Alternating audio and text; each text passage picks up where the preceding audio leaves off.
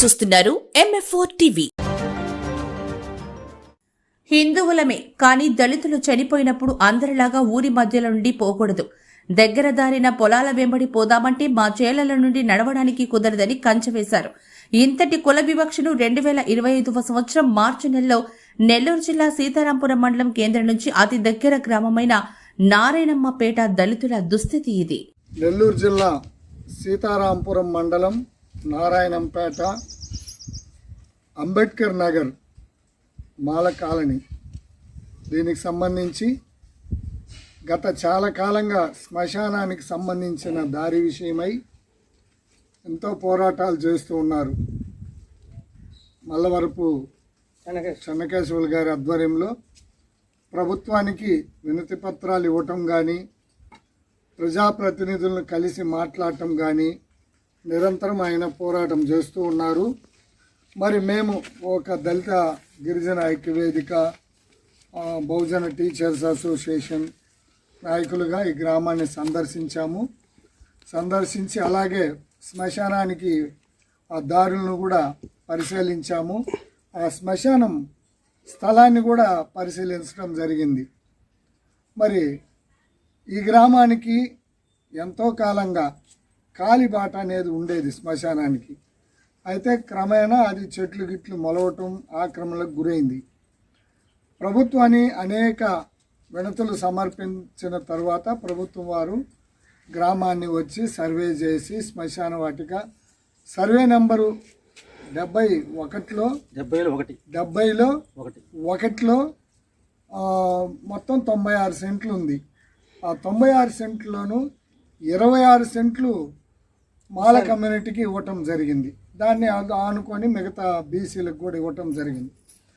అయితే ఈరోజు ఈ గ్రామంలో ఎవరైనా చనిపోతే ఆ శ్మశానాన్ని ఆ బీసీలు తీసుకువెళ్ళే దారిలో తీసుకెళ్తుంటే బీసీలు ఓసీలు అబ్జెక్షన్ పెడుతున్నారు. బీసీలు యథాప్రకారమే తీసుకెళ్తున్నారు. అంటే శవంలో ఇది షెడ్యూల్ క్యాస్ట్ శవము, అది బీసీలు శవము. మరి ఈ వివక్షత ఏంటో అర్థం కావట్లా. అందుకని ఎస్సీలు కనీసం పూర్వకాలం నుండి వాళ్ళు నడుస్తూ ఉన్న ఒక 6 లింకుల దారిని అది వదలమని అడుగుతున్నా కూడా సర్వే చేశారు, ఇస్తామన్నారు. తీరా గతంలో ఉన్న దారిని కూడా ఆక్రమించుకున్న కొంతమంది వాటికి అబ్జెక్షన్ చేస్తూ ఉన్నారు.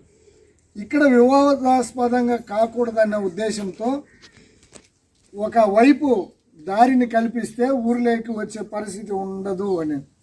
అయితే ప్రభుత్వం వారు ఇతరులు ఏ విధంగా శవాన్ని తీసుకెళ్తున్నారో దారిలో ఆ విధంగా మాలలు కూడా తీసుకుపోవాల్సిన అవసరం ఉంది.